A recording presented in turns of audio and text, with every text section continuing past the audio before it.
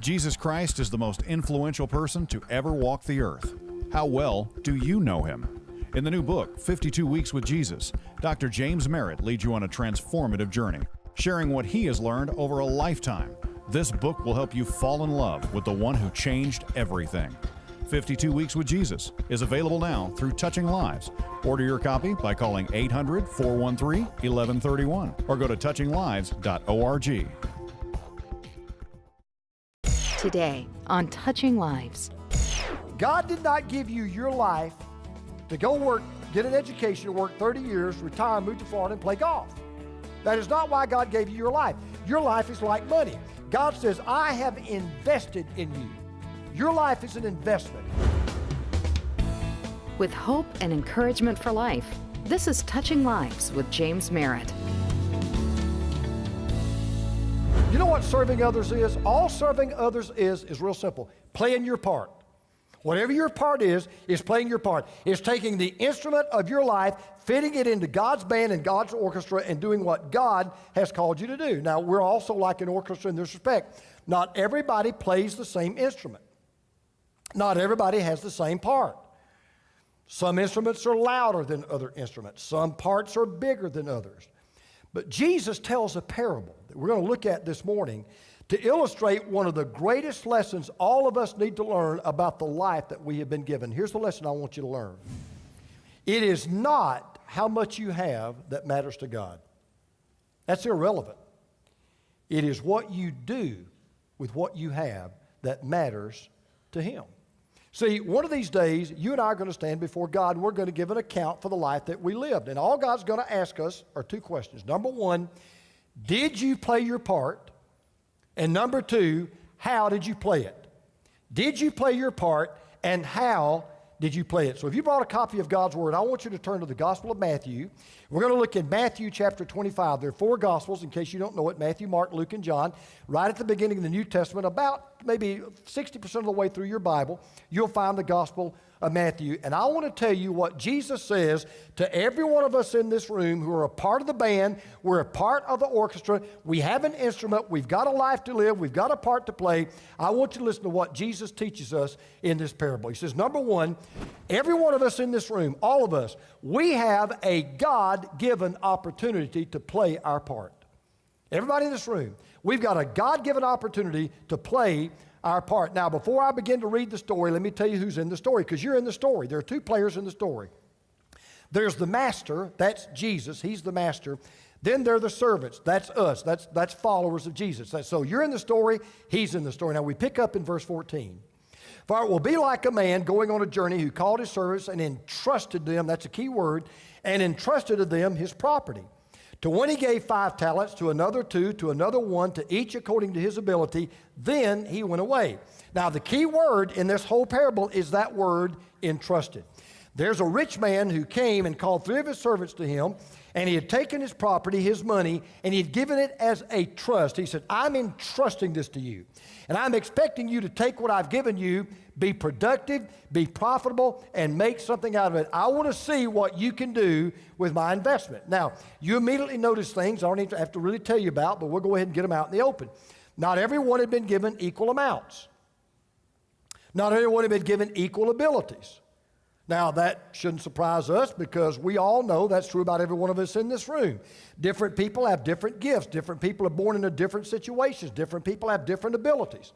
Now, when the Bible talks about talents here, I want you to understand, this is not an ability, what we normally call, like America's Got Talent. That's not the way the word is used here.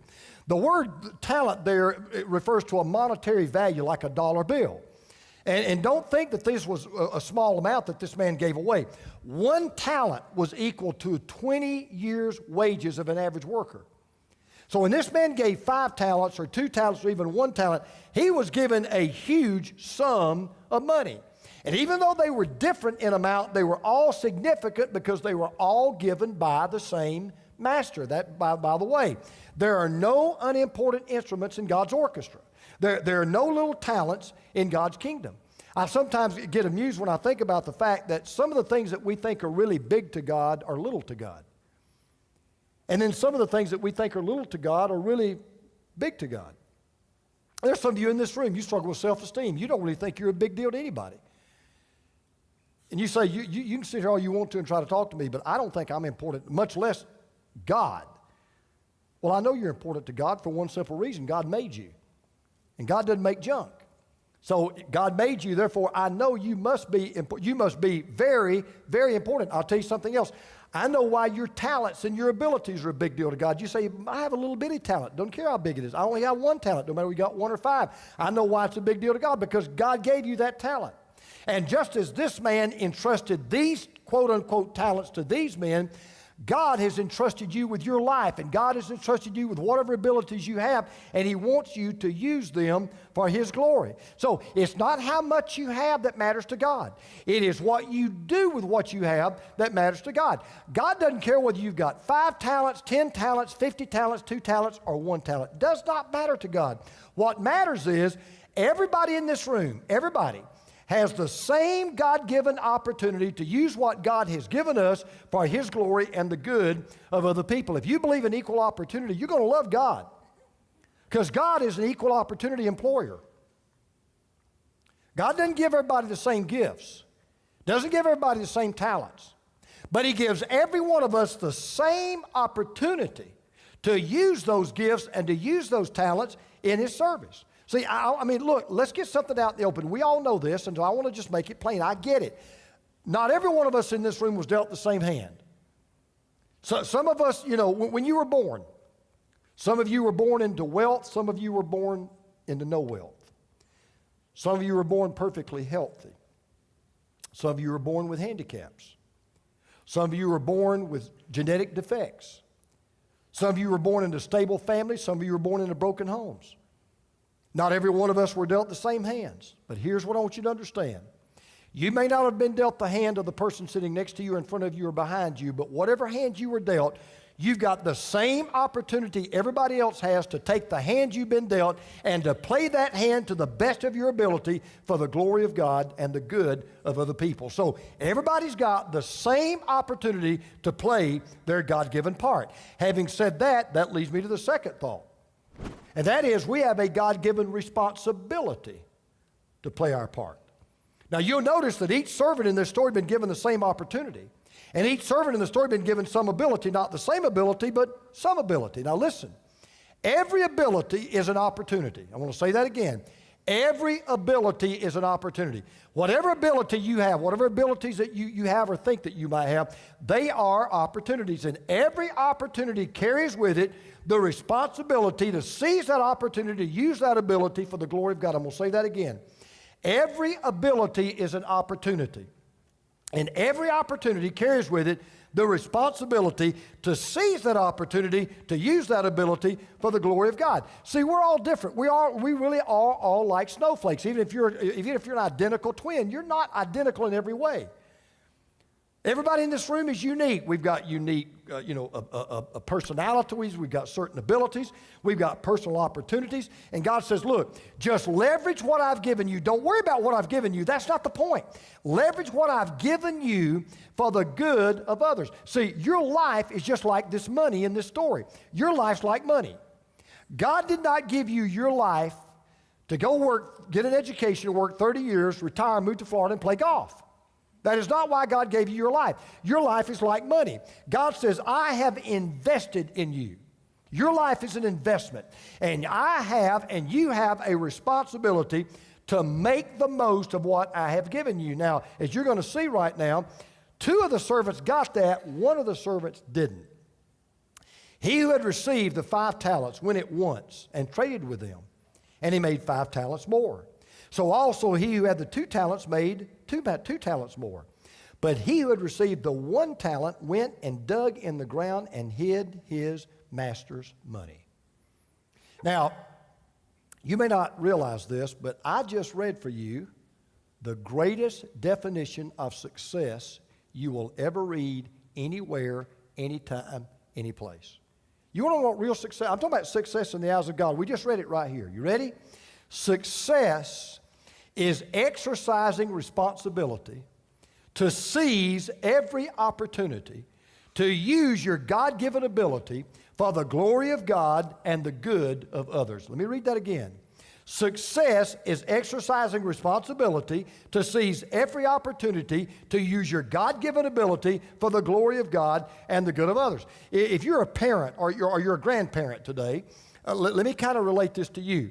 One of your number one jobs as a parent is to teach your kids to be responsible. Right? I mean, you agree with that. I mean, if you have a choice between rearing a responsible child or an irresponsible child, you want to rear a responsible child. Here's what amazes me. When a parent says, I'm trying to raise my kids to be responsible, when you dig a little bit, they don't even know what they're saying. They don't even know what they're talking about. Because what do you mean by that when you say, well, I want to teach my child to be responsible? Just listen to what you just said. You want to teach your children to be able to respond correctly to what they are able to do. Responsibility. I want my child to be able to respond correctly to what they are able to do. That's what responsibility is. It is the right response to one's ability. That's why I'm going to say it again. What is important, and here's where we get hung up. We get hung up on the fact, well, why didn't God give me that ability? Why didn't God give me this ability? Why didn't God make me athletic? Why didn't God give me the ability to sing? Why didn't God give me the ability to play a musical instrument? Why didn't God give me the ability to understand computers? I mean, why didn't God give me, why didn't God do that for me? We get hung up on what God has given us, and what God is saying to us is, look, I don't care what I've given you. What I'm concerned about is how are you going to respond to what I've given you? Don't get hung up on what abilities you have. The thing you need to measure is, what am I going to do with that ability? Because what's true in this story is true of life. Nobody in this room has equal abilities. Some of us have greater abilities than others in certain areas of life, right? Some of us have more abilities than others. Okay, we get that. But there's one thing every ability has in common. Every ability is given by God. Every ability you have is a gift from God. And you may not have the same ability as someone else, but you've got the same opportunity to take responsibility for that ability and to leverage that ability in such a way that God is glorified and others are blessed. And that's why I want to say this. There is nothing worse than a wasted talent. Nothing. You know why? Because a talent is simply an opportunity to take responsibility to use your God-given ability for His glory. So, let's make it plain. What really matters is not your ability. What really matters is your opportunity to exercise your responsibility to use that ability for God. As you're going to see in just a moment, we're about to read this. When you stand before God, God is not going to evaluate you at the end of your life according to your ability.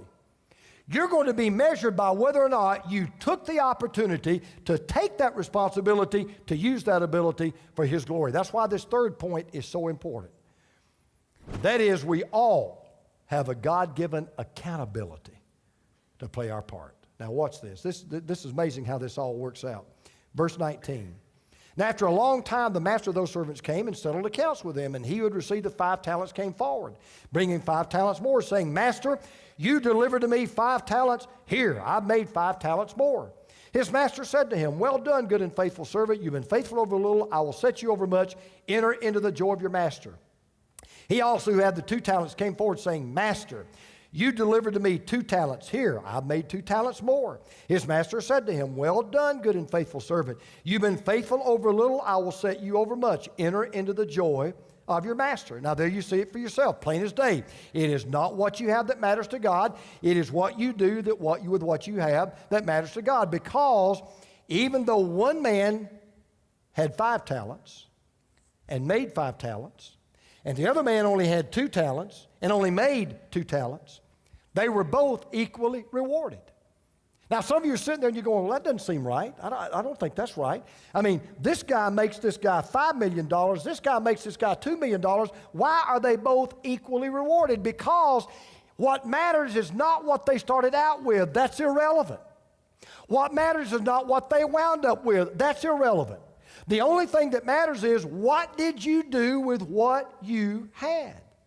Now, in a way, most of us wish the story ended right there. Because it's the rest of the parable that makes us uncomfortable. And it's the rest of the parable that makes us feel guilty. And it's the rest of the parable that makes us wish that Jesus maybe hadn't even told this parable. Because the emphasis in the story is not on the two guys that did something, it's on the guy who did nothing. Verse 24. He also who had received the one talent came forward saying, Master, I knew you to be a hard man, reaping where you did not sow, and gathering where you scattered no seed. So I was afraid, and I went and hid your talent in the ground. Bad news. Here's the good news. Here, you have what's yours. Now, what's this? First two servants bring effort.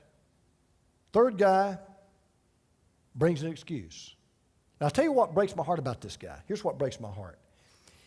Instead of doing one thing that was possible, we're going to see in just a moment that anybody could have done, now he's attempting the impossible.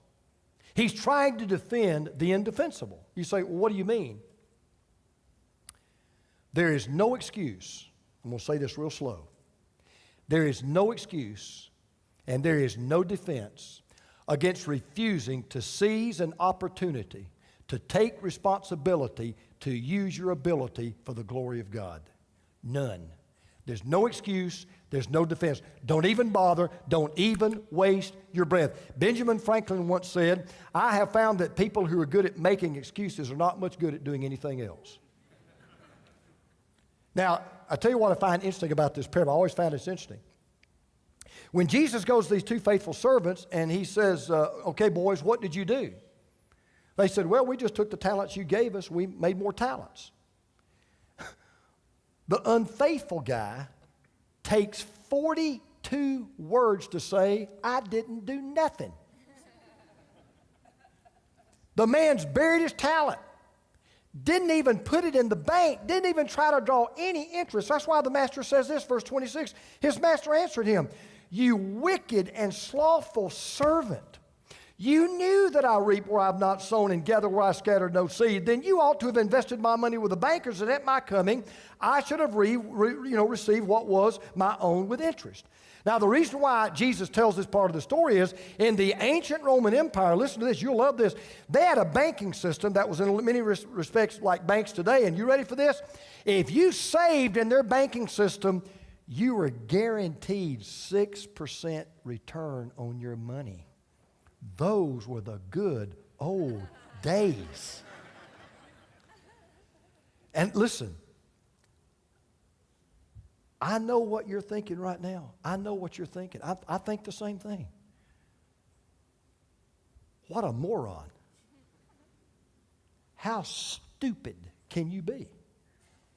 You're just going to put money in the bank. I mean, anybody can do that, right? That's what we're sitting there saying. What do you mean you buried the talent? And yet, sitting out here in this building right now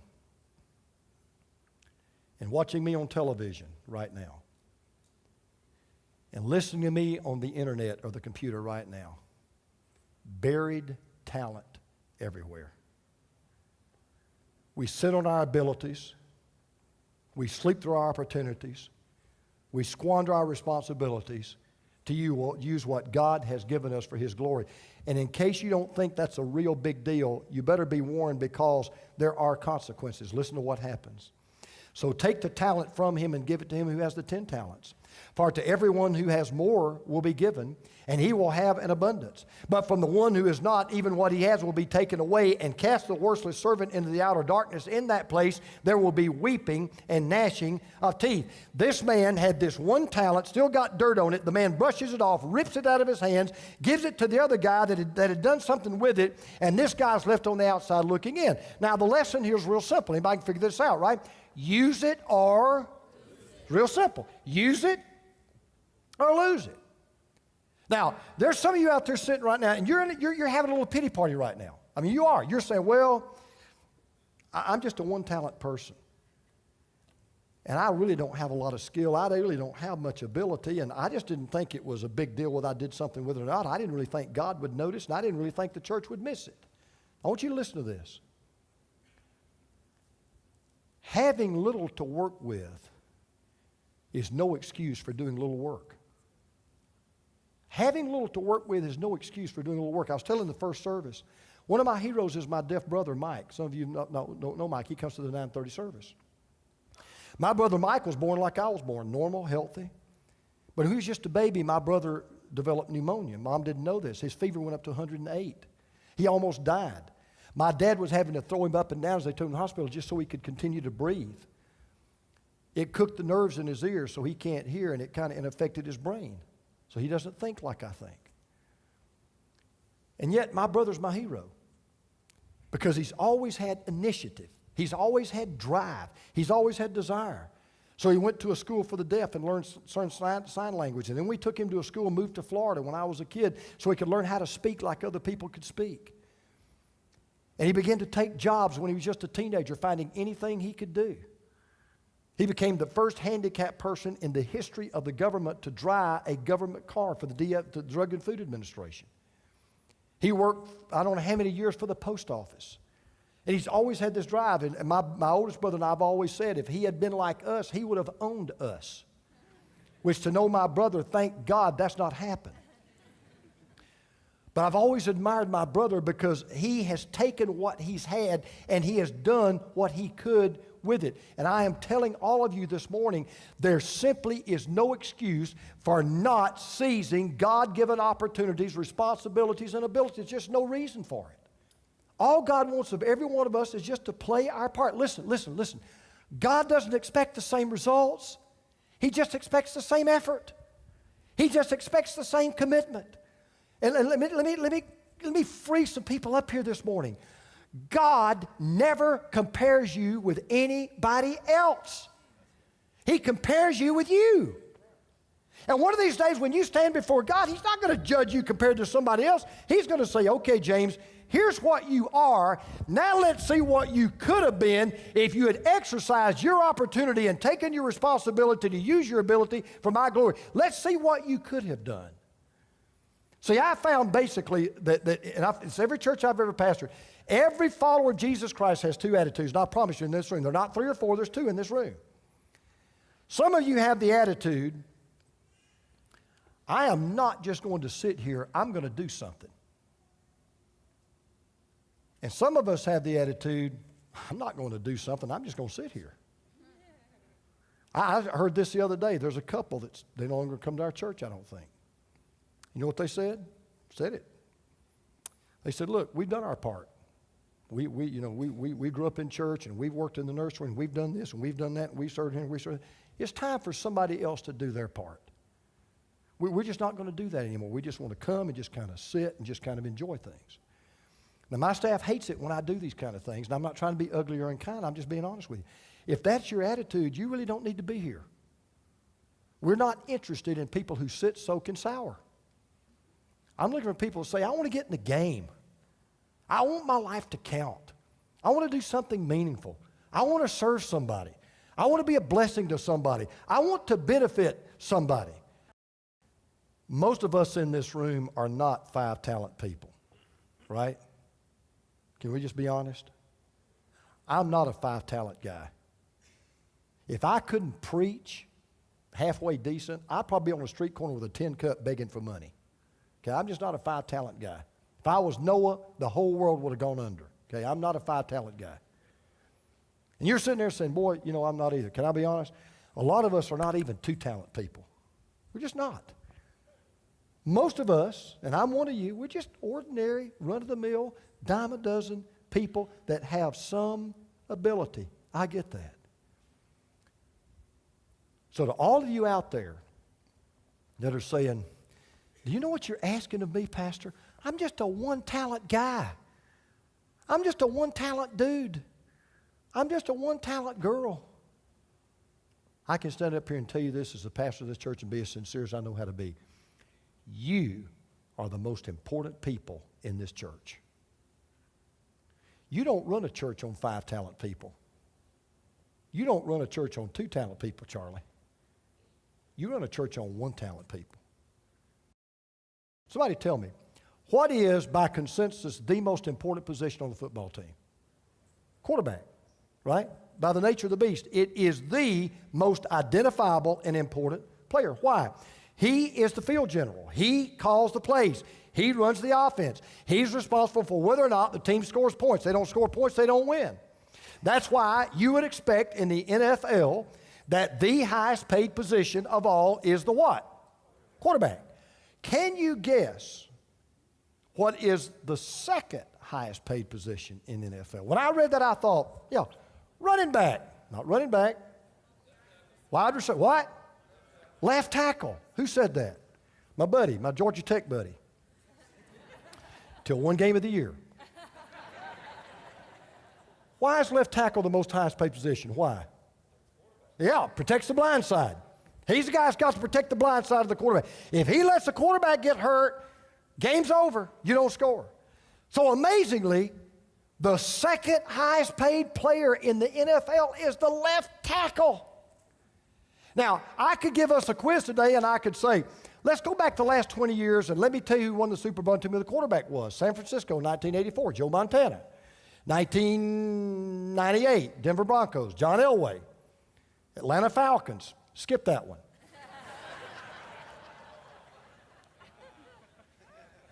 But I could ask you, who was the left tackle? Only two people know, his wife and his mama. But he's got the ring, doesn't he, bub?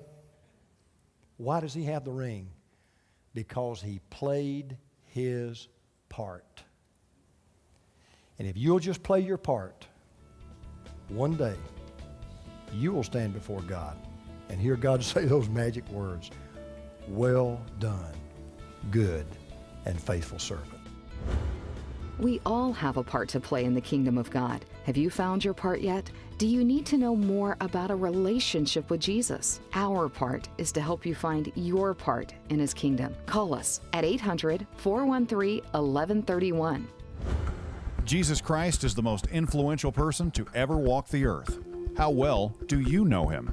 In the new book, 52 Weeks with Jesus, Dr. James Merritt leads you on a transformative journey, sharing what he has learned over a lifetime. This book will help you fall in love with the one who changed everything. 52 Weeks with Jesus is available now through Touching Lives. Order your copy by calling 800-413-1131 or go to touchinglives.org. At Touching Lives, we play our part by sharing the good news of Jesus Christ to millions. Thanks to your prayers and financial support of this ministry, you play a part in reaching the world with the gospel. Thank you for your support.